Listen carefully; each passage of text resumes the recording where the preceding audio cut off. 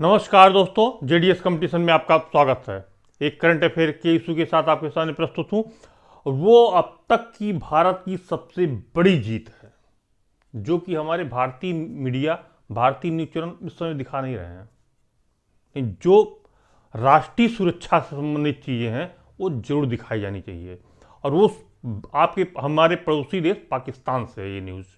और वो है 100 सालों तक भारत से दुश्मनी नहीं करूंगा। पाकिस्तान की राष्ट्रीय सुरक्षा नीति तैयार हुई है।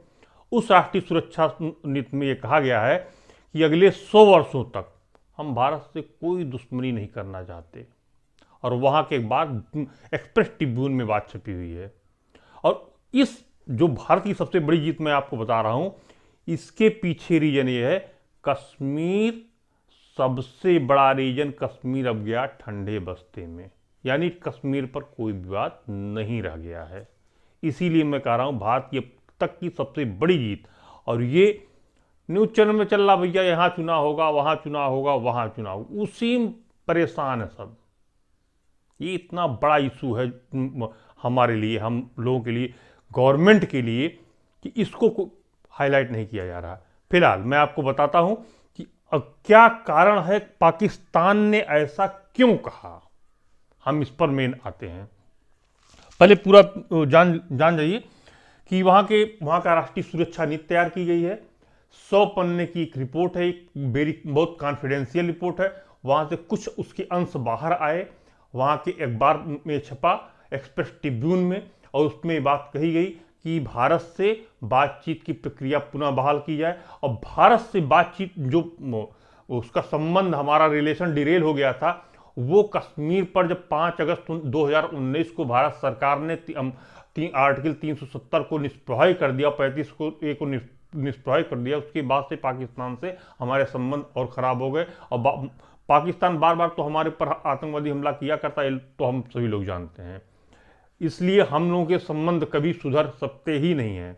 लेकिन अब जो पाकिस्तान की जो नीति आई है, इस नीति से संभव है कि हमारे रिलेशन बेहतर से बेहतर हो जाए, अगर वो कश्मीर इशू को छोड़ रहा। अब जो उसने बात कही है, तो उससे तो ये लग रहा है कि बिना उसकी कश्मीर को कहीं भी एजेंडा के रूप में नहीं रखेगा। अभी तक वो क्या करता है, हर जगह पो पो पो पो चिल्लाता रहता था। यूनाइटेड नेशन में भी जाके कश्मीर कश्मीर बाइल बहुत बड़ा न्यूक्लियर पॉइंट, तमाम बातें कहा करता था। लेकिन अब जो नीति आई उसके अनुसार तो ये है कि वो कश्मीर इशू पर कोई भी विवाद नहीं चाहता। अब उसको ठंडे बस्ते में डाल दिया है। अब वो पाकिस्तान ऐसा किया क्यों, इस पर हम चलते हैं। पाकिस्तान के सामने 3 पॉइंट। नंबर 1 तो था कश्मीर, नंबर 2 आर्थिक संकट, नंबर 3 वहां का विकास। भारत और पाकिस्तान ये तीनों 1947 में एक अलग अलग देश बने। आज भारत पूरी दुनिया में जहां खड़ा है, और वहीं पाकिस्तान पूरी दुनिया में जहां खड़ा है, आप देख सकते हैं ग्रोथ रेट दोनों की जमीन आसमान का अंतर है। भारत एक महाशक्तिशाली देश के रूप में पूरी दुनिया में उभर चुका है, जबकि पाकिस्तान बदहाल, कंगाल, इस रूप में उसको जाना जाने लगा है। यही कारण है इमरान गवर्नमेंट ने कहा कि नहीं भाई, अब हम पहले विकास की बात करें। तो उस जो हम दोनों विकास की में बाधा आ रहा था, वो सबसे बड़ा इसका भारत से उसका रिलेशन था। और भारत से जो रिलेशन था वो खराब हो रहा था कश्मीर के कारण से। जितना उसका पैसा आता था या जितना उसका ग्रोथ होता था, उसका आधा तो लगा देता था कश्मीर में आतंकवाद फैलाने में, तो क्या विकास करेगा।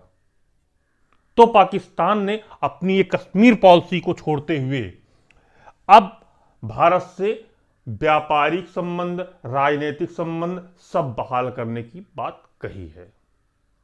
मतलब कश्मीर को ठंडे बस्ते में डाल दिया। वही पाकिस्तान है, वहीं पे जनरल जिया ने कहा था, यहीं पर मैं जनरल जिया का सेंटेंस कोट कर रहा हूं, अगले 1000 वर्षों तक भारत से हम इसका बदला लेते रहेंगे। किसका? जब भारत ने बांग्लादेश को स्वतंत्र कराया था 1971 में, और उसी नीति पर कहीं ना कहीं पाकिस्तान चल रहा था। लेकिन जब स्थितियां उसके पाकिस्तान के विपरीत हो गई, अब उसको एग्जिस्टेंस का ही खतरा आ गया। इस वजह से उसको अपना छोड़ना पड़ा। भाई आप जब तक आर्थिक रूप से संपन्न नहीं है तब तक दुनिया में कोई पूछने उछने वाला है और नहीं, ये जान लीजिए। तो पहले आप अपने आप को आर्थिक रूप से संपन्न बनाइए, तब राजनीतिक रूप से या पावर के मामले में अपने आप को संपन्न बनाइए। तो पाकिस्तान अब लगता है उसका अकल ठिकाने आ गया, सही दिशा की तरफ बढ़ा है। तो ठीक, कश्मीर के बारे में हमने थोड़ा बताया। आर्थिक संकट, जिस आर्थिक संकट से पाकिस्तान गुजर रहा है इस समय, बहुत ही बुरी स्थिति है उसकी। दाने दाने, जैसे आप इसके पहले हमने जो लेक्चर लिया था अफगानिस्तान के बारे में, जैसे अफगानिस्तान कमोबेश उससे बहुत बेहतर नहीं है पाकिस्तान की। महंगाई भी चरम पे है, लोगों के जो रहने खाने पीने का वो भी चीज़ें बहुत महंगी होगी, कास्टली होगी। तो और एक आतंकवाद का रास्ता उनका है, शिक्षा उतना है नहीं, मतलब में वो बहुत पीछे जा चुके हैं, ये आप समझ लीजिए।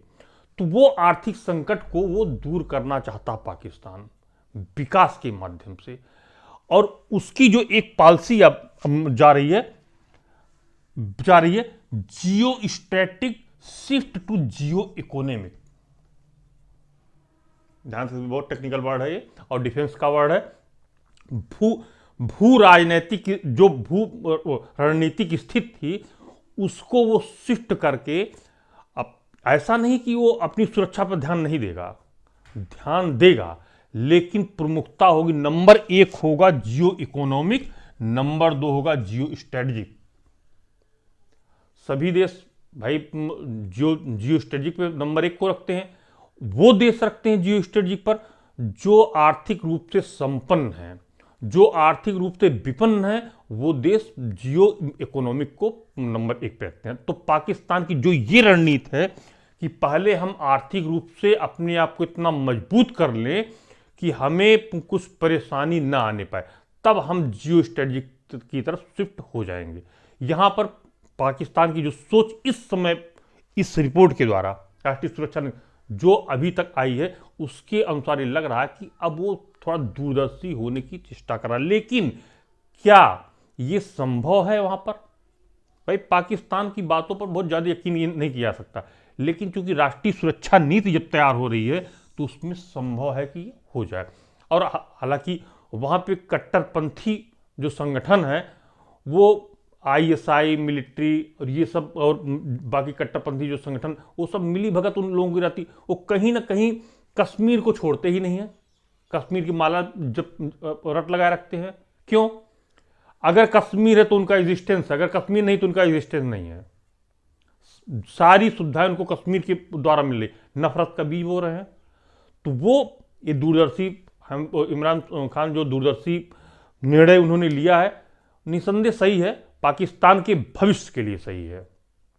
और इस वजह से हम ये कह रहे हैं कि जब भारत के सामने पड़ोसी देश पाकिस्तान के द्वारा डिस्टर्बेंस नहीं पैदा किया जाएगा, कश्मीर इशू को छोड़ दे रहा है, तो भारत के लिए सबसे बड़ी जीत है। अब हमारे लिए कोई टेंशन की बात शायद न रहे। अगर वो अपने इस रिपोर्ट पर कायम हो जाता है तो आप मान के चलिए भारत से जो आतंकवाद है वो मतलब स्टेट स्पॉन्सर टेररिज्म वो बंद हो जाएगा, तो हम भी अपने विकास की बात करेंगे, हमारा विकास और होगा। हम तो ऑलरेडी एमएफएन का दर्जा पाकिस्तान को दिए हुए हैं, लेकिन अगर पाकिस्तान उसको एक्सेप्ट कर रहा है तो अच्छी बात है, हमारे रिलेशन बेहतर हो जाएंगे। अगर पाकिस्तान से संबंध बेहतर हो गए तो हम अफगानिस्तान में भी अपने कार्य कर सकते हैं। जो रूट है वो मध्य एशिया की तरफ वो पाकिस्तान से होकर ही जाता है, तो ये संबंध बेहतर होने पर ही डिपेंड करता है। तो ये आज का जो था इशू भारत और पाकिस्तान के बीच में, आज की तारीख में सबसे बड़ा इशू है और केंद्र सरकार बीजेपी गवर्नमेंट की सबसे बड़ी जीत आप मान सकते हैं इसको, इसमें कोई दो राय नहीं है कि ये जीत नहीं है। अगर आपने अपनी हार्ड पॉलिसी इस मामले में न लाई होती तो संभव है पाकिस्तान बार बार वो करता रहता। आपकी हार्ड पॉलिसी की वजह से ही पाकिस्तान एकदम धराशायी हो गया है और वो उसने अपनी नई राष्ट्रीय सुरक्षा नीति तैयार कर दी है। आज का इशू दोस्तों यहीं तक, फिर मिलते हैं नेक्स्ट किसी करंट अफेयर इशू के साथ। नमस्कार, धन्यवाद।